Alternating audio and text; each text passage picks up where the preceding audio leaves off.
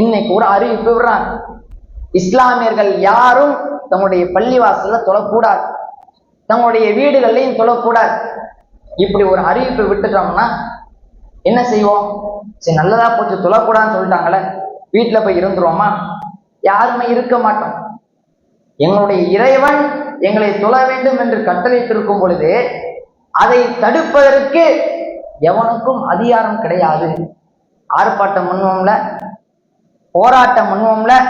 அப்ப இந்த உலகத்துல தொழக்கூடாதுன்னு ஒரு தடையை ஒருவன் ஏற்படுத்தினால் அந்த தடையை உடைப்பதற்கு ஆர்ப்பாட்டம் பண்றோம், போராட்டம் பண்றோம், பல முயற்சிகளை கையில் எடுக்கின்றோம். இப்ப யோசிச்சு பாருங்க, ஒவ்வொரு நாளும் அதிகாலையில பதினுடைய நேரத்துல ஷைத்தான் நீங்கள் தொழக்கூடாது என்று உங்களுடைய உள்ளத்துல ஒரு தடையை ஏற்படுத்துகிறானே, அந்த தடையை உடைப்பதற்கு எத்தனை பேர் போராடினோம். மகரிபுடைய நேரத்திலையும் இசாவுடைய நேரத்திலையும் தொழ விடாமல் தடுக்கின்றானே, அந்த தடையை உடைப்பதற்காக எத்தனை பேர் போராடினோம். الرحمن علم القرآن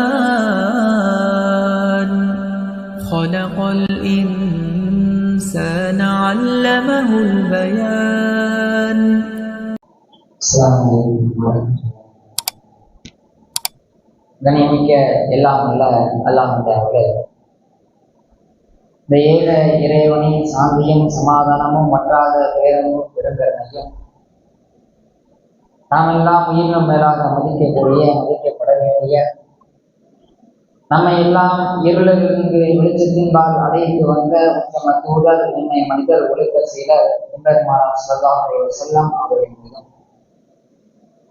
அன்னாரது சொல் செயல் அங்கீகாரத்தை நம்மால் இயன்றவரை பின்பற்றி வாழ்ந்து மரணித்த சத்திய சகாபாக்கள் மீதும் சஹாபிய பெண்மணிகள் மீதும் தாபியன்கள் மீதும் தபா தாபியன்கள் மீதும் அல்லாஹ் ரப்பல் ஆலமீன் நம்மை இந்த கடமையாக இருக்கின்ற இந்த ஜும்மா தினத்தன்று இங்கு ஒன்று கொள்ளிருக்கக்கூடிய நம்மவர்கள் அனைவர்கள் மீதும் ஏக இறைவனின் சாந்தியும் சமாதானமும் நின்று நீடித்து நிலவட்டமாக என்று பிரார்த்தித்தவனாக எனது உரையினை ஆரம்பிச்சிருந்தேன்.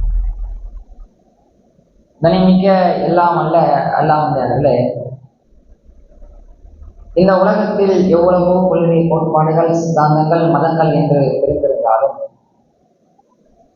வணக்கத்திற்கு தகுதியானவன் உரித்தவன் அல்லாஹ்வை தவிர வேறு இறைவன் கிடையாது என்ற ஒற்றை ஒரு கொள்கையை ஏற்றவர்களாக நாம் எல்லாம் வாழ்ந்து கொண்டிருக்கின்றோம். இந்த ஏகத்துவ கொள்கையை ஏற்று வாழக்கூடிய நாம், இந்த இஸ்லாத்தில் பயணிக்கக்கூடிய நாம் அதிகமான மக்களுடைய நிலை எடுத்து பார்க்கையில இஸ்லாம் என்றால் என்ன என்ற விஷயம் கூட தெரியாமல் சர்வ சாதாரணமாக இந்த உலகத்தில் வாழ்ந்து கொண்டிருக்கிறார்கள். ஒரு மனிதரிடத்தில் இஸ்லாத்தை குறித்து கேட்டோம் என்று சொன்னால், ஏகத்துவ கலிமாவை ஏற்றுக்கொண்டால் போதுமானது, அவன் இஸ்லாத்தை முழுமைப்படுத்தி விட்டான் என்று அதிகமான மக்களுடைய நிலை இருந்து வருகிறது. ஆனால் கலிமாவை சொன்னால் ஒருவன் இஸ்லாத்தை பூர்த்தி செய்து விட்டானா என்று பார்த்தால் அறவே கிடையாது. ஏனென்று சொன்னால் அல்லாஹ்வுடைய தூதர் ஸல்லல்லாஹு அலைஹி வஸல்லம் அவரிடத்தில் ஒரு மனிதர் வருகிறார். யா ரசூலுல்லாஹ், அல்லாஹ்வுடைய தூதரே, மல் இஸ்லாம், இஸ்லாம்னா என்ன என்பதை எனக்கு எடுத்து சொல்லுங்க. அப்ப அல்லாஹ்வுடைய தூதர் கற்றுக் கொடுக்கிறார்கள், அஷ்ஹது அல்லா இலாஹ இல்லல்லாஹ் வ அன்ன முஹம்மது ரசூலுல்லாஹ், வணக்கத்திற்கு தகுதியானவன் உரித்தவன் அல்லாஹ்வை தவிர வேறு இறைவன் கிடையாது, முகமது ஆகிய நான் அல்லாஹ்வுடைய தூதர் என்று சாட்சி சொல்ல வேண்டும். இதோடு நபிகளார் முடித்து விட்டார்களா என்று பார்த்தால் கிடையாது. அடுத்தடுத்து அல்லாஹ்வுடைய தூதர் பட்டியலிடுகிறார்கள். ஒரு துக்கீமு ஸலாத், ஒருவன் தொழுகையை நிலைநாட்ட வேண்டும். தொகத்திய ஜக்காத், ஜக்காத்தை கொடுக்க வேண்டும். சௌமு ரமலான், ரமலான் மாதத்தில் நோன்பு நோக்க வேண்டும். ஹஜ்ஜல் பைத், புனித ஆலயமான காபாவை ஹஜ் செய்ய வேண்டும். இதுதான் இஸ்லாத்தினுடைய வரையறைகள், வரம்புகள் என்று நபிகளார் ஒரு கட்டமைப்பை நமக்கு காட்டி தந்திருக்கிறார். இந்த கடமைகளில் இன்றைய இஸ்லாமியுடைய நிலை எவ்வாறு இருக்கிறது? மற்ற கடமைகளை பொறுத்தவரையில கலிமாவை சொல்லிட்டோம், இஸ்லாத்தை ஏற்றுக்கிட்டோம். அடுத்தடுத்து சொல்லப்படுதுள்ள கடமைகள், அதை நாம எப்படி நிறைவேற்றுகின்றோம்? ஹஜ்ஜை பொறுத்தவரையில அதற்கு சில சக்திகள் இருக்க வேண்டும், உடலாலும் பொருளாலும் நாம் வலிமை பெற்றிருக்க வேண்டும். அதற்கென்று சலுகைகள் வழங்கப்பட்டிருக்கிறது. ஜக்காத்தை பொறுத்தவரையில அதற்கு குறிப்பிட்ட பொருளாதாரத்தை நாம் அடைய வேண்டும். அப்படி அடைந்தால் நம் மீது ஜக்காத் கடமையாக்கப்பட்டிருக்கிறது, அதிலும் சலுகைகள் இருக்கிறது. நோன்பை பொறுத்தவரையில அது நமக்கு உடல்நிலை சரியில்லாத போது அதை விடுவதற்கான அந்த வாய்ப்புகள் இருக்கிறது, அதிலும் சலுகைகள் இருக்கிறது. இரண்டாவதாக சொல்லப்படக்கூடிய அந்த தொழுகை இருக்கிறதுல எந்த ஒரு சலுகையுமே கிடையாது. எழுந்து நின்று தொழ வேண்டும். அப்படி முடியலையா அமர்ந்து நின்று தொழுகு. அதுவும் முடியலையா படுத்து கடந்து தொழுகு. அதுவும் முடியலையா தொழுவதை போன்ற ஒரு எண்ணத்தையாவது உன்னுடைய உள்ளத்தில் ஏற்படுத்திக் கொள் என்று நம்முடைய மார்க்கம் இந்த தொழுகையை குறித்து வலியுறுத்தி சொல்லி காட்டிருக்கிறது. இறைவன் இந்த தொழுகையை குறித்து மட்டும் தன்னுடைய திருமறை குர்ஆனில் 61 இடங்கள்ல பேசுகிறார். சாதாரண விஷயமா? 1-2 இடத்துல பேசினானா? கிட்டத்தட்ட 61 இடத்துல அஸ்ஸலா என்ற வார்த்தை மட்டும் பயன்படுத்துகிறான் என்று சொன்னால் எவ்வளவு வலியுறுத்தி சொல்லியிருக்கிறான். இது இறைவன் சொல்லியிருக்கு. அல்லாஹ்வுடைய தூதர் எந்த அளவுக்கு இந்த தொழுகைக்கு முக்கியத்துவம் கொடுத்தாங்க. ஒரு நபி தொடர அழைக்கிறாங்க, முஆத் பின் ஜபல் என்று சொல்லக்கூடிய நபி தொடர். யமன் நாட்டுக்காக இந்த மார்க்கத்தை எடுத்து வைக்க வேண்டும் என்று அனுப்புவதற்கு முன்பாக நபிகளார் சில அறிவுரைகளை சொல்றாங்க. நீங்க அந்த மக்கள்கிட்ட போங்க, இந்த ஏகத்துவ கலிமாவை எடுத்து சொல்லுங்க.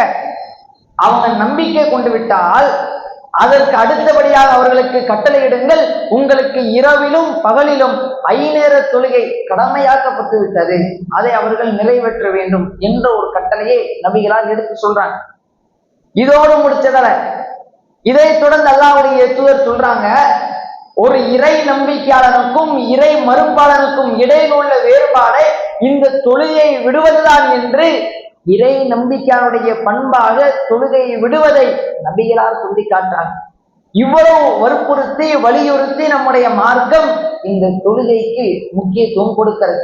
காரணம், இறைவன் நம்மை படைத்தான்ல, அவனுக்கு நன்றி செலுத்தணும்ல, நமக்கு தேவையான விஷயங்கள் அனைத்தையும் கொடுத்திருக்கிறான்ல, அந்த இறைவனுக்காக நாம் நன்றி கடனாக இந்த வணக்கத்தை செய்ய வேண்டும் என்று இறைவனும் இறை தூதரும் வலியுறுத்தி சொல்றாங்க.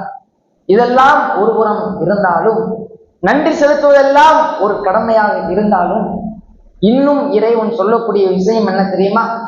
நீங்க தொழுகையை நிலைநாட்டுங்க. அப்படி நிலைநாட்டுனீங்கன்னா உங்களுக்கு இந்த உலகத்திலும் ஒரு அந்தஸ்து இருக்கிறது, மறுமையிலும் உங்களுக்கு அந்தஸ்து இருக்கிறது, நன்மைகள் இருக்கிறது, தரஜாக்கள் இருக்கிறது. உங்களுடைய படித்தரத்தை இந்த உலகத்திலும் மறுமையிலும் நாம் உயர்த்துகிறோம் என்ற ஒரு சிறப்பையும் இறைவன் சொல்லி காட்டுறான். பல மக்கள் இதை தெரியாமலும் அறியாமலும் இருந்து கொண்டிருக்கிறோம். பலர் என்ன நினைப்பாங்க தெரியுமா? தொழுதால் நாளை மறுமையில சொர்க்கம் இருக்கிறது, நன்மைகள் இருக்கிறது நமக்கு தெரியும். இந்த உலகத்துல என்ன சிறப்பு இருக்குது, இந்த உலகத்துல என்ன நன்மைகள் இருக்கிறது அப்படின்னு ஒருவன் தன்னுடைய உள்ளத்திடத்துல ஒரு கேள்வியை கேட்டான்னா, திருமறை குர்ஆனை எடுத்து படித்து பாருங்க. இறைவன் தன்னுடைய திருமறை குர்ஆன்ல சொல்லி காட்டுகிறான், அகீமிஸ் ஸலாத், நீங்கள் தொழுகை நிலைநாட்டுங்கள், இன்ன ஸலாத்த தன்ஹா அனில் ஃபஹ்ஷாஇ வல் முன்கர், அந்த தொழுகை என்பது உங்களை வெட்கக்கேடான காரியத்தை விட்டும், அருவருக்கத்தக்க காரியத்தை விட்டும், பாவத்தை விட்டும், தீமையை விட்டும் தடுக்கக்கூடிய ஒரு கேடயமாக இருக்கிறது என்று இறைவன் தன்னுடைய திருமறையில சொல்லி காட்டுறான். இன்றைக்கு உலக வாழ்க்கையை நீங்க எடுத்து பாருங்க, எப்படி நம்முடைய சமுதாயம் சென்று கொண்டிருக்கிறது. பெற்றோர்களாக இருக்கக்கூடியவங்க தன்னுடைய பிள்ளை, தன்னுடைய குழந்தை நல்ல முறையில வளரணும்னு ஆசைப்படும், 4 பேர் மதிக்கணும்னு ஆசைப்படும், இந்த உலகத்தில் ஒரு உயர்ந்த இடத்தை அடைய வேண்டும் என்று ஆசைப்படும். இதுதான உண்மை. தன்னுடைய குழந்தை நல்ல முறையில வளர்ந்து 4 பேர் மதிக்கணும், கண்ணியமா இருக்கணும், அவனுக்கு கீழே வேலை செய்யணும், இவன் யாருக்கு கீழே வேலை பத்திர கூடாது. அப்ப இதுக்கெல்லாம் அடிப்படை என்ன? ஒழுக்கம் இருக்கணும். ஒருவன் ஒழுக்கமான குழந்தையாக வளர்ந்து விட்டான் என்றால் இந்த உலகத்துல அவனுக்கு மதிப்பு கிடைச்சிடும், கண்ணியம் கிடைச்சிடும், இந்த உலகத்தில் அவனுக்கு தேவையான அந்த உயர்வு கிடைச்சிடும், மக்கள் எல்லாம் அவனை கண்ணியமாக பார்ப்பாங்க. இன்றைக்கு அந்த ஒழுக்கம் இல்லாததன் காரணமாகத்தான் இன்றைய இளைஞர்களுடைய நிலை ஏராளமான தவறுகளை சர்வ சாதாரணமாக செய்கிறார்கள். விபச்சாரம் சாதாரணமாக செய்கிறார்கள், கொலை செய்தல் சாதாரணமாக செய்தார்கள், கொள்ளையடித்தல் சாதாரண விஷயமாக செய்து கொண்டிருக்கிறார்கள். மார்க்கம் எதையெல்லாம் பெரும் பெரும் பாவங்கள் என்று தடுத்ததோ அனைத்தையும் இன்றைய இஸ்லாமிய இளைஞர்கள் சர்வ சாதாரணமாக செய்கிறார்கள் என்று சொன்னால் காரணம் என்ன? ஒழுக்கம் இல்லை, மார்க்க விஷயத்தை படிக்கவில்லை. இதை ஆசைப்படுவாங்களா? இதை ஒவ்வொரு பெற்றோர்களும் நினைப்பாங்களா? யாரும் இப்படி நினைக்க மாட்டாங்க. தன்னுடைய குழந்தை நல்ல முறையில் வளர வேண்டும் என்று தன ஆசைப்படுவாங்க. அப்படி வளர வேண்டும் என்று சொன்னால், 4 பேர் மதிக்கணும் அப்படின்னு சொன்னால், இந்த உலகத்தில் ஒரு சிறப்பு கிடைக்க வேண்டும் என்று சொன்னால் தொழுகையை நிலைநாட்டினால் போய் அந்த சிறப்பு தானா கிடைச்சிடும்.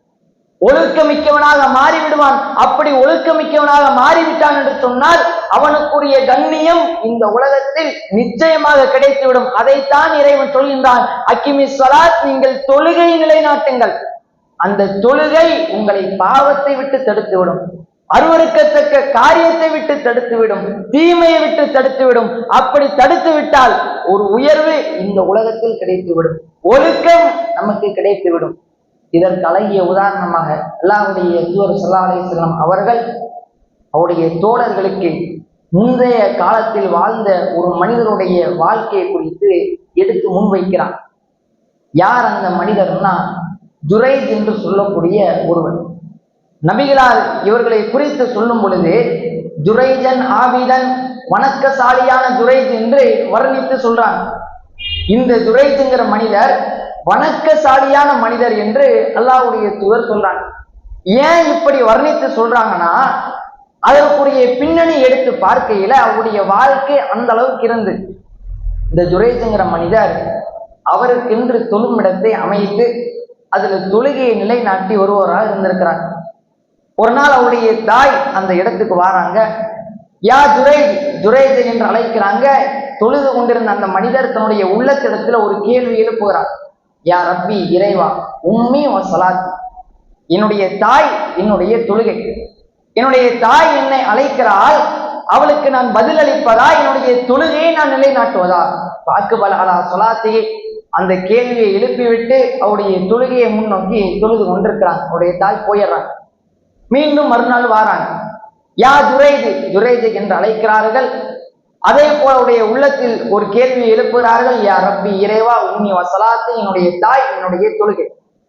அந்த கேள்வி எழுப்பிவிட்டு பாக்குபல் அலா ஸலாத்தி, அவருடைய தொழுகையை முன்னோக்கி தொழுது கொண்டே இருக்கிறாங்க. அவருடைய தாய் போயிடுறாங்க. மீண்டும் மறுநாள் வராங்க. யா ஜுரைஜ், ஜுரைஜ் என்று அழைக்கிறார்கள். யா ரப்பி, உம்மி வ ஸலாத்தி என்ற கேள்வியை அவருடைய உள்ளத்தில் எழுப்பிவிட்டு பாக்குபல் அலா ஸலாத்தி, அவருடைய தொழுகையை முன்னோக்கி தொழுது கொண்டே இருக்கிறாங்க. தாய்க்கு பதில் அளிக்கல. கோபம் அடைந்த தாய் என்ன செய்யறாங்கன்னா, சாபம் விட்டுட்டு போயிடுறாங்க. என்ன மாதிரியான சாபம்னா, நீ மரணிப்பதற்கு முன்பாகவே ஒரு விபச்சாரியை சந்தித்து விடுவாய் என்ற ஒரு சாபத்தை விட்டுட்டு போயிடுறாங்க.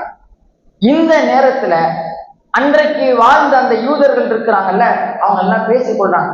இப்படி ஜுரைஜ்னு ஒரு மனிதர் இருக்கிறாராம், அவர் வணக்கசாலியா, அவர் வணக்க வழிபாட்டில் ஈடுபட்டு விட்டார் என்றால் அவருடைய கவனத்தை யாராலும் திசை திருப்ப முடியாதான்.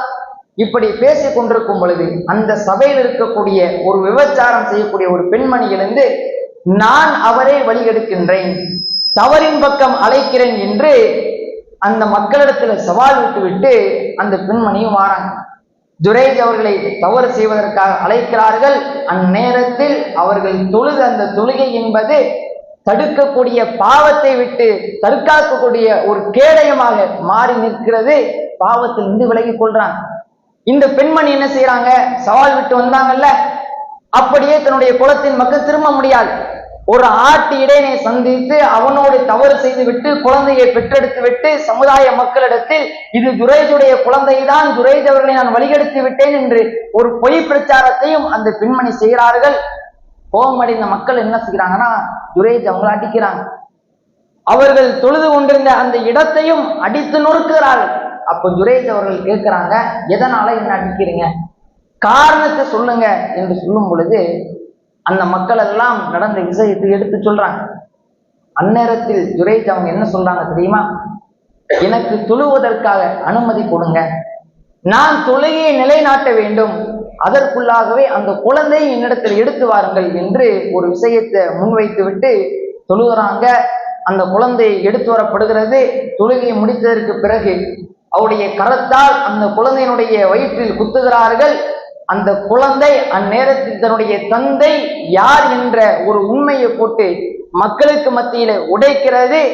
எந்த மக்கள் ஜுரேஜ் அவர்கள் தவறு செய்து விட்டார்கள் என்று அடித்தார்களோ அதே மக்கள் ஜுரேஜ் அவர்களை முத்தமிட்டு செல்லக்கூடிய ஒரு நிலையை இறைவன் ஏற்படுத்தினான். எந்த மக்கள் ஜுரேஜ் அவருடைய தொழுமிடத்தை அடித்து நொறுக்கினார்களோ அதே மக்கள் இதைவிட சிறந்த தொழுமிடத்தை உமக்கு நாம் அமைத்துக் கொடுக்கின்றோம், தங்கத்திலால் ஆன அந்த தொழுமிடத்தை உங்களுக்கு நாம் ஏற்படுத்தி கொடுக்கிறோம் என்ற ஒரு கண்ணியத்தை அந்த இடத்தில் ஜுரேஜ் அவர்களுக்கு கொடுக்கிறார்கள். இன்றளவும் இஸ்லாமிய சமுதாயத்திற்கு அவருடைய வாழ்க்கை ஒரு படிப்பனையாக இருக்கிறது என்று சொன்னால் அவருடைய வாழ்க்கையிலே தொழுகையை சரியான முறையில் நிறைவேற்றினார்கள். அதன் மூலியமாக அவர்களுக்கு கிடைக்கக்கூடிய அந்த கண்ணியமும் மகத்துவமும் இன்றைய இஸ்லாமிய சமுதாயத்தில் இருக்கக்கூடிய நமக்கு ஒரு படிப்பனையாக இருக்கிறது. இதுதான் உலகத்தில் நமக்கு கிடைக்கக்கூடிய சிறப்பு. உலகத்தில் தொழுகையின் மூலியமாக நமக்கு கிடைக்கக்கூடிய கண்ணியம் என்பதை நாம் எல்லாம் சிந்தித்து பார்க்க வேண்டும். இது உலகம்.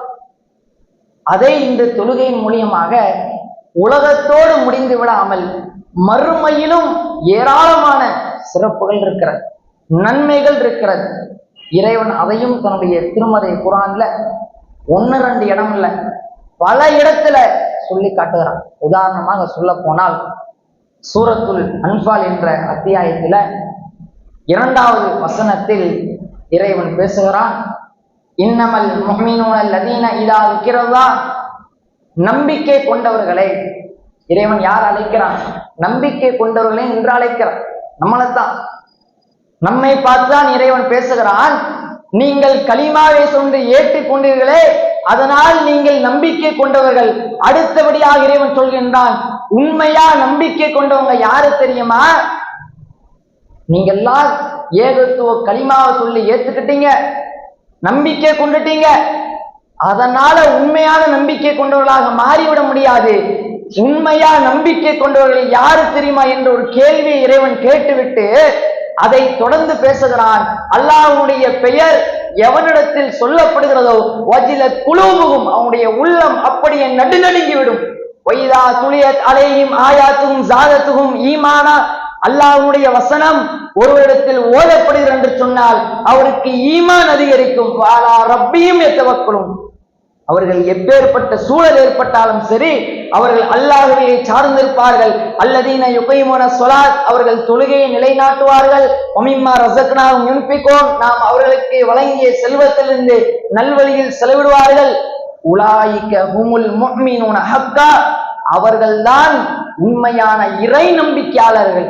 லஹும் தரஜாத்துன் இன்த ரப்பிஹிம் மக்ஃபிரத்து வ ரிஸ்குன் கரீம், அவர்களுக்கு நாளை மறுமையிலே உயர்ந்த தரஜாவான சொர்க்கம் இருக்கிறது, இறைவன் புறத்திலிருந்து மன்னிப்பு இருக்கிறது, கண்ணியமிக்க இடம் இருக்கிறது என்று இறைவன் தன்னுடைய திருமறையில சொல்றான். யார் இறைவனை அஞ்சி உண்மையாக இறைவனுக்காக வாழ்கிறார்களோ, குறிப்பாக தன்னுடைய வாழ்க்கையில தொழுகையை நிலைநாட்டுகிறார்களோ அவர்கள்தான் உண்மையான இறை நம்பிக்கையாளர்கள்.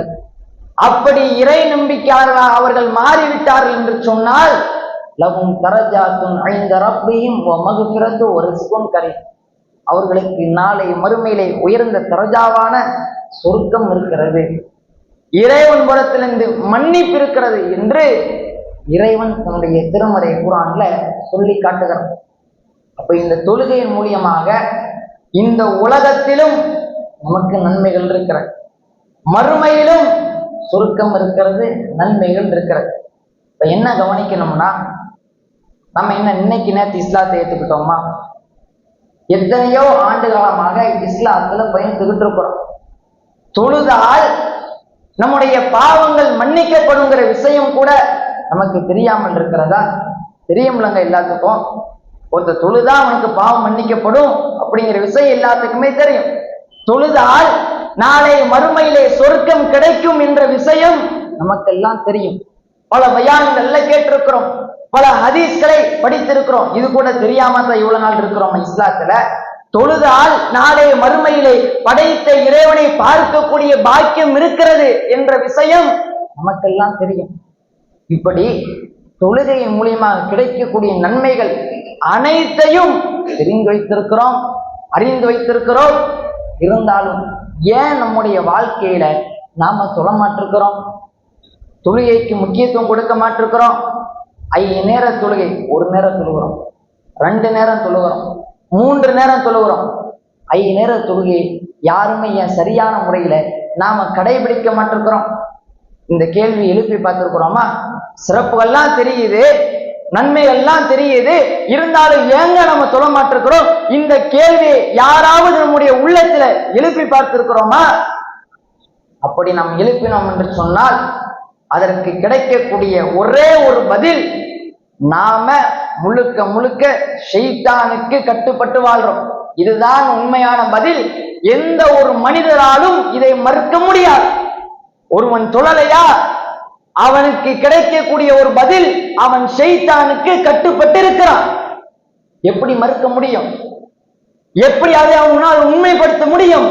உதாரணத்தை சொல்லுவோமா? உதாரணமா நீங்க எடுத்து பாருங்க. இந்த உலகத்துல இன்னைக்கு ஒரு அறிவிப்பு விடுறாங்க, இஸ்லாமியர்கள் யாரும் தங்களுடைய பள்ளிவாசல்ல தொழக்கூடாது, தங்களுடைய வீடுகள்லையும் தொழக்கூடாது. இப்படி ஒரு அறிவிப்பு விட்டுட்டோம்னா என்ன செய்வோம்? சரி, நல்லதா போச்சு, தொழக்கூடாதுன்னு சொல்லிட்டாங்களே, வீட்டுல போய் இருந்துருவோமா? யாருமே இருக்க மாட்டோம்.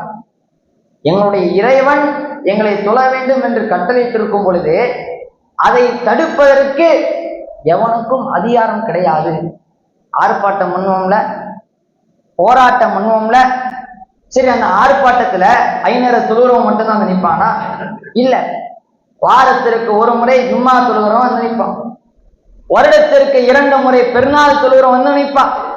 மலைக்கு கூட பள்ளிவாசலின் பக்கம் ஒதுங்காதவன் கூட அந்த ஆர்ப்பாட்டத்துல வந்து நிற்பா. ஏன்டா நீ வந்து நின்ன அப்படின்னு கேட்டா, நீ தான் தொழ மாட்டிய. நான் தொழ மாட்டேன், இருந்தாலும் நான் முஸ்லீம்ல, என்னுடைய இறைவன் கட்டளையிட்டு இருக்கிறான்ல, அந்த கட்டளையை வந்து ஒருத்தர் செய்யக்கூடாதுன்னா அது எப்படி ஏற்றுக்க முடியும்? நான் ஆர்ப்பாட்டம் பண்ணுவேன் அப்படின்னு சொல்லுவான், போராட்டம் பண்ணுவேன்னு சொல்லுவான்.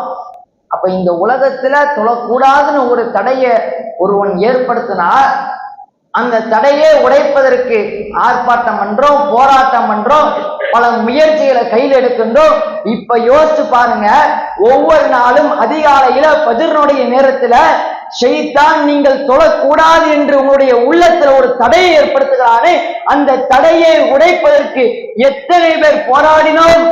லுகர்னுடைய நேரத்திலே வேலையை இறைவன் ஒரு தடையாக ஷைத்தான் ஏற்படுத்துகிறானே, அந்த தடையை உடைப்பதற்கு எத்தனை பேர் போராடினோம்? அசனுடைய நேரத்திலே தொழக்கூடாது என்று ஷைத்தான் ஒரு தடையை ஏற்படுத்துகிறானே, அந்த தடையை உடைப்பதற்கு எத்தனை பேர் போராடினோம்? மகரிபுடைய நேரத்திலையும் இசாவுடைய நேரத்திலையும் தொழ விடாமல் தடுக்கின்றானே, அந்த தடையை உடைப்பதற்காக எத்தனை பேர் போராடினோம்? யோசிச்சு பாருங்க. போராடல, ஷைத்தான் தொழக்கூடாது என்று ஒரு தடையை ஏற்படுத்துகிறான். அப்படியே அந்த தடைக்கு கட்டுப்பட்டு கீழ்ப்படிந்து வாழ்கிறோம் என்று சொன்னால் நாம் யாருக்கு கட்டுப்பட்டு இருக்கிறோம்? சிந்திச்சு பாருங்க, யோசிச்சு பாருங்க.